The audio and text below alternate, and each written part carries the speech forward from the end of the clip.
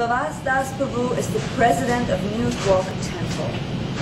He's a disciple of Srila Prabhupada and one of the most senior, sincere devotees continuing Srila Prabhupada's legacy.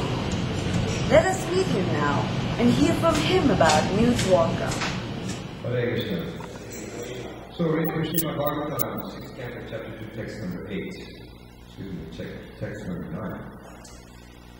The chanting of the holy name of Lord Vishnu is the best process of atonement for a thief of gold or other valuables, for a drunkard, for one who betrays a friend or relative, for one who kills a brahmana, or for one who indulges in sex with the wife of his guru or another superior. It is also the best method of atonement for one who murders women, the king or his father, or one who slaughters cows, and for all other simple men.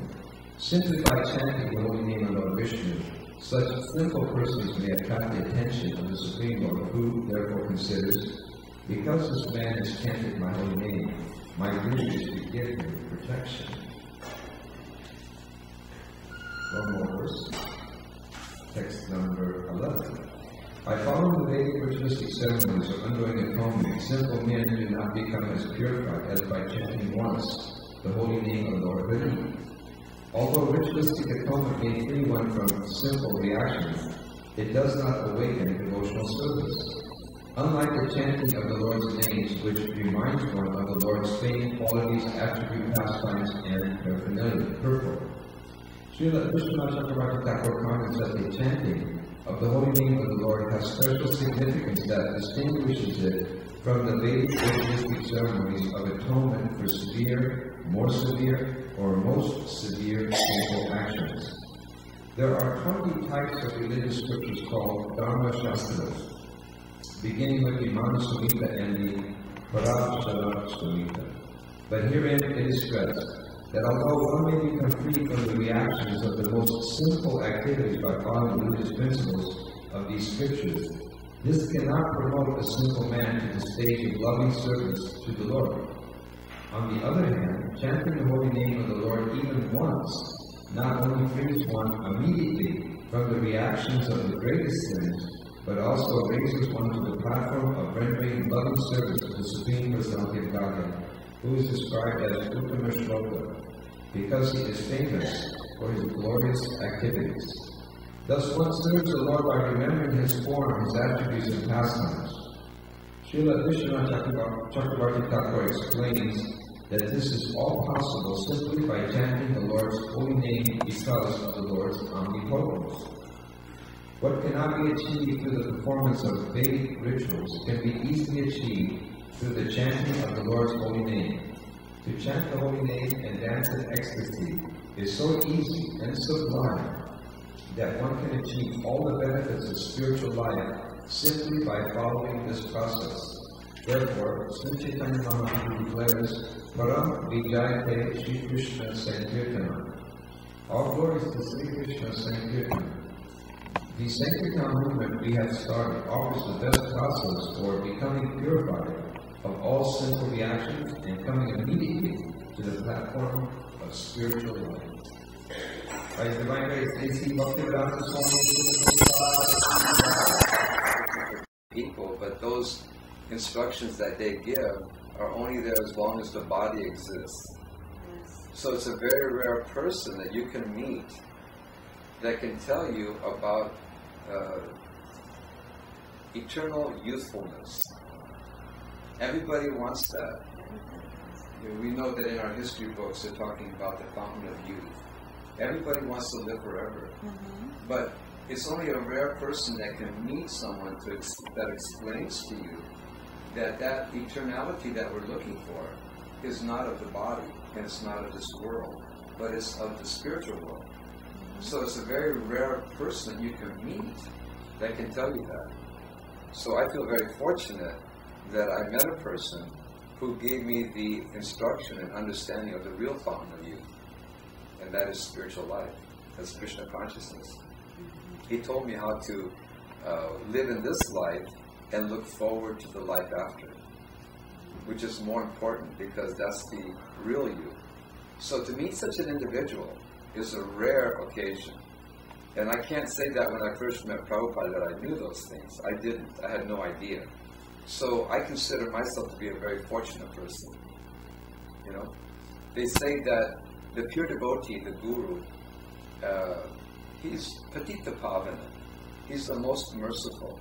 And why? Because just like when there's rainfall, if the rain is falling, it doesn't discriminate.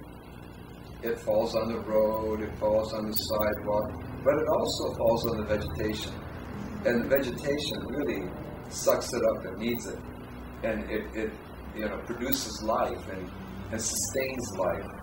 So the guru, the pure devotee of the Supreme Lord is like that. He doesn't discriminate. He just profusely just gives out his mercy, his love. And I was very fortunate to be a benefactor of that causeless mercy for Prabhupada. That's what I consider my position to be. So that's a rare occasion.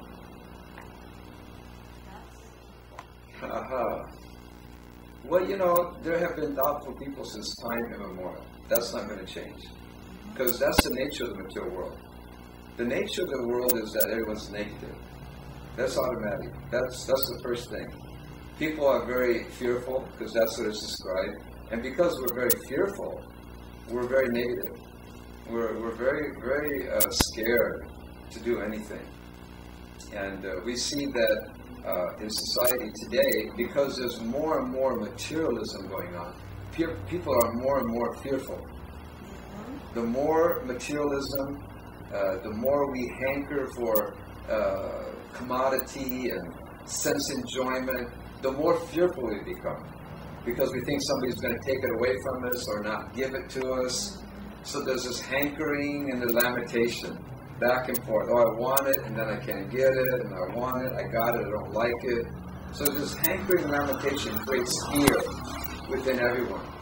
And because of this fear, we see that people are so distressed. There's so many people getting addicted to drugs, getting mental problems. It's described that if somebody in this age of Kali that we live in, if that person is able to maintain one wife and one family, he'll be considered to be a great person. That would be a wonderful person. Just think, this guy, he's actually been married to the same woman for 50 years. Incredible. How do you do it? They'll come up to you and ask you, how did you do it? Because we see that in Kali Yuga, everything is so topsy-turvy. So the message for the youth is that we need to somehow let them know that this materialism, this bodily conception is not the all in all.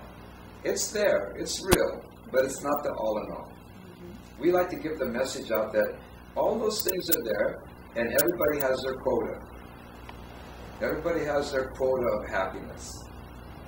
So not to worry, everybody will get their quota. But that shouldn't be the end all of life, to get your quota of sense enjoyment and so-called satisfaction.